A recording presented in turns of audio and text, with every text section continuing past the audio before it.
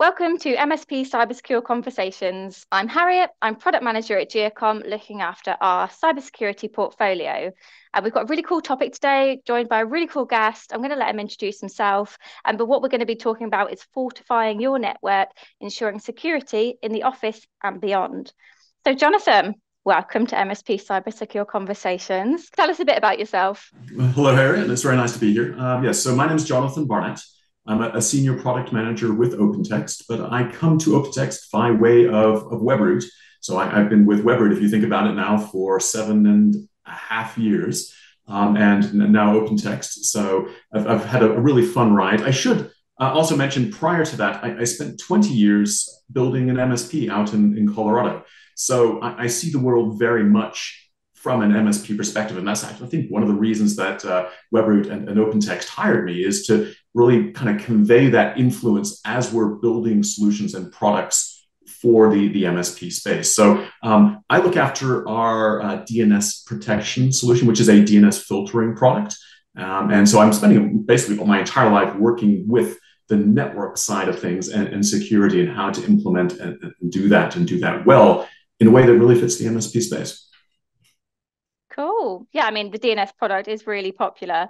But the fact you've got all of that experience, I would say you don't look old enough. But 20 years in the MSP environment, I mean, you must bring so much to the table that, we wouldn't even have a clue about half the things you're thinking about all the time. So that's great that you could join us, and hopefully we'll get like a really good perspective of this topic as well. So obviously fortifying your network is our topic, which is, I would say, fairly broad. So I think we could look at something like network perimeter security. So in your experience, where would you start with explaining network perimeter security to an MSP? Well, I think it's one of those things that's evolving. Just like anything in the tech space, it's changing. If I look for when I first started doing this, the perimeter was the firewall, right? Because we have a network, and that is what's on the edge of the network. I think more recently, the way we really need to see the perimeter is where our users are, and making sure that they are as well protected as possible. Because courtesy of COVID and other changes that we see, everyone's working virtually. Everyone's connecting in using VPNs and or just resources that are available online that we all share. So our new perimeter is really where you and I are right now, right? We are working remotely. We're traveling. That's our new edge. And so how to protect that, I think, is the biggest challenge and the biggest question. Because when we think about it, we have users that are now connecting through devices and networks that are beyond our control. Now, most of the devices are going to be within our control. We have company issued laptops, and we have standards that we follow in security software and things like that we're actually installing on them. But we are protecting them in environments where we're not controlling what they're attached to. Right? We're no longer protected by that corporate firewall. And so the question and the challenge is what do we do? How do we protect those devices and do a good job? We want to not just protect them, we want to be aware of what they're doing, what they're exposed to, what the user is actually doing, and bringing all those pieces together so that if we have one of our users is at a coffee shop and they have potentially gotten compromised because they're on that particular connection, and then they're going to VPN in to our corporate office so that they can access corporate resources. They're going to be tying into to OneNote, or they're going to be tying into Azure or something along those lines. How do we make sure that they're not going to spread what they came across? I think that's our biggest challenge, and really where I see the network perimeter now. I also, try and think about what tools are available to be able to do that. Yeah, and you're right, it is constantly evolving. And you see a lot of people on Instagram who are traveling the world or traveling Europe while solo travelers working remotely. So you can try and protect against the coffee shop, but actually the next week it might be soft play because I'm working there while my kid's playing. So you're right, constantly evolving. Um, so I guess one way to combat that would be looking at things like patching and keeping yourself up to date. That's always been a challenge. I mean, even from sort of day one, when I was first doing this back in sort of the Windows 95 and early days, patching was always something we had to do. Now, granted, viruses back then were a little less nefarious than they are now. But I mean, patching was always a big deal. And it is more so now. Again, this is more challenging. I mean, I can control fairly directly what patches I'm applying to a laptop. And I can pay attention to my corporate network. Now, I don't think that a good enough job is actually being paid to the devices that we are attaching to those networks beyond our sort of our laptops and things along those lines, right? Making sure that our IoT devices are patched, our firewalls are patched, things along those lines. Where we start running out of control is things like I can't ensure that a network that my users are connecting, like their home network, is correctly patched. Have they updated or maintained their firewall? In fact, you ask most home users that, and they go, "I don't know." I Yeah. mean, usually it's set up by somebody at some point. Usually somebody's brother-in-law, or hey, my brother's kid is really good at tech. He's going to build my network for me. And that's not getting patched and maintained. So there's a lot of challenges there. In fact, I mean, from a security perspective, we've even seen threats that go after those types of devices, because a lot of times someone will buy an old Linksys router. They may have bought it on Craigslist or whatever online sort of marketplace they found, and set it up. And guess what? Their internet's working great, and they stop thinking about it.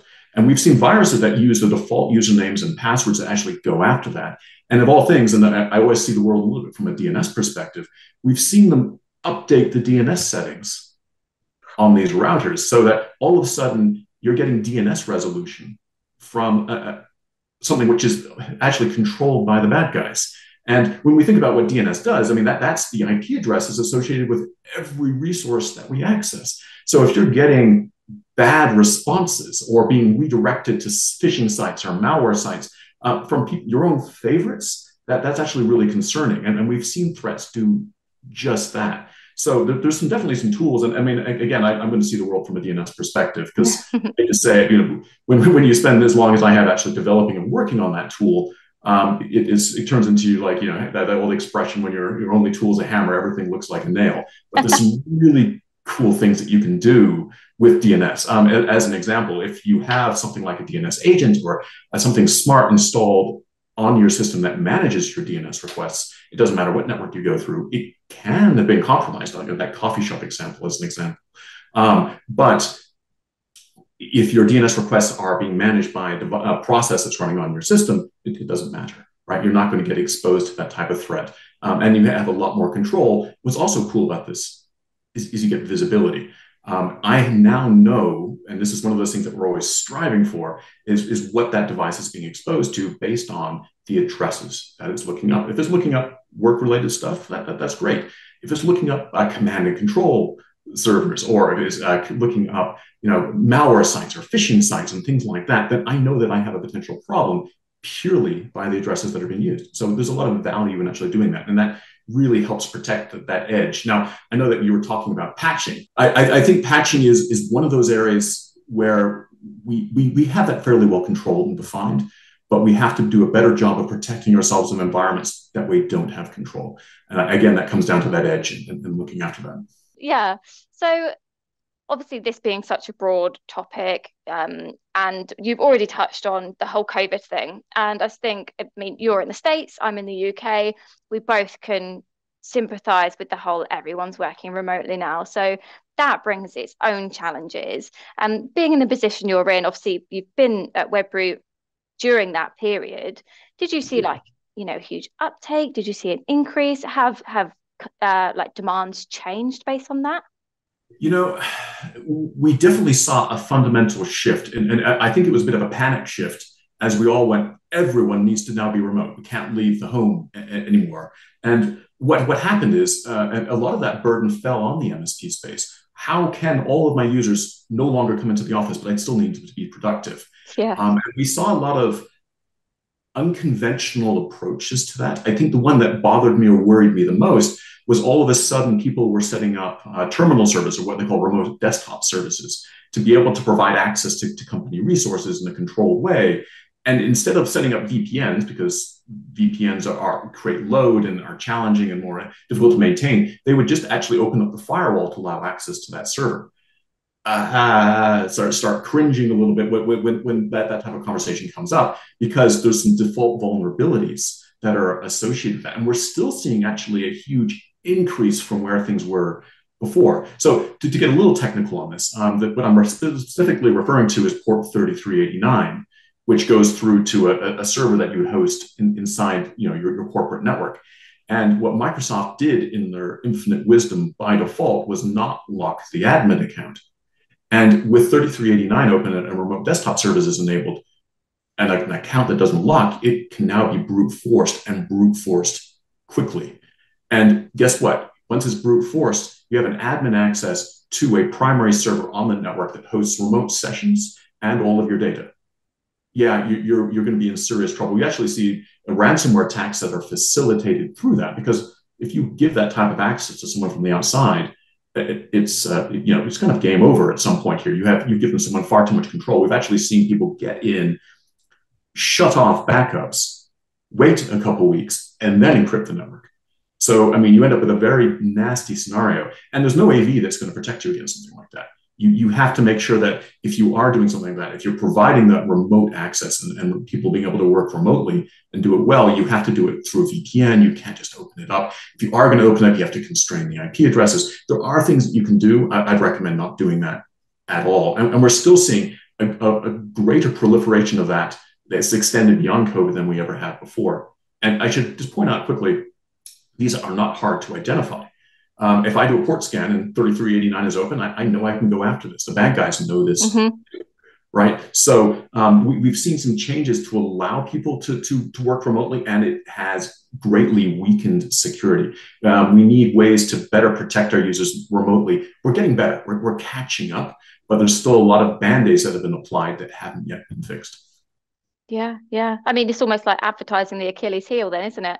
It's like, it's so obvious that there's a weak spot there. So, yeah. But it's like, well, no one knows. Well, yeah, they do. Yeah, they obviously do. And I've had conversations with people like, well, I've changed the port. It's now 3388. Oh, because a hacker wouldn't think to check that, would they? So that's fine. They're just going to scan all ports and find out what's available, and then they're going to try and authenticate against them. It doesn't matter what port, even if you are redirecting it to something different.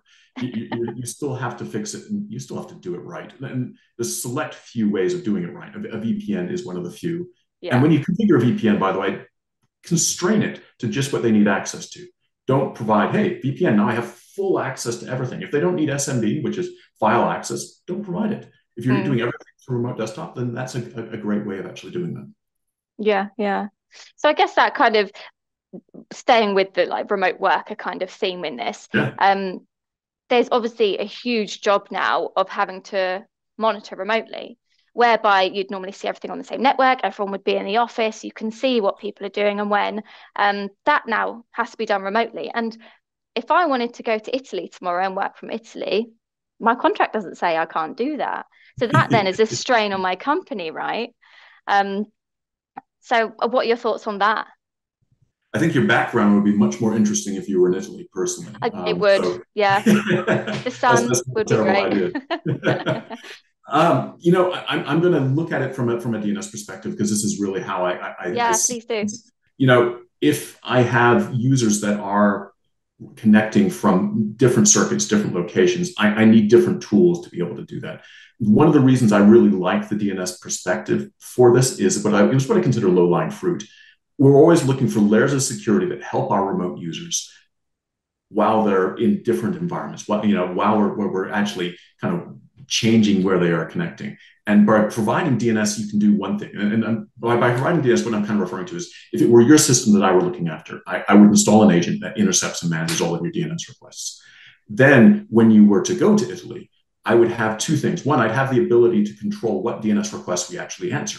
So if you ask for something that might be malicious, I don't have to provide the IP address for that. That way I'm going to protect you. B, I have visibility to what you are accessing. And I don't mean that like, hey, I want to look over your shoulder and make sure not that you're working all the time while you're in Italy, but at the same time, I can see that if your system is exposed to things that are potentially bad news, that gives me a little bit more information to act on and do something with. It's one of those low-lying fruits, easy to apply solutions. Now, there are other things that I would definitely do to protect your system, patching being one of them, making sure that I have, as much sort of visibility and control and logging as possible on your system. to make sure it's as working as effectively as possible. And likely, if I'm doing that, I have visibility that you are actually working in Italy, right? But not that Yeah. that's the bad thing, but I mean, it's good to be, stay as visible as possible with that type of thing.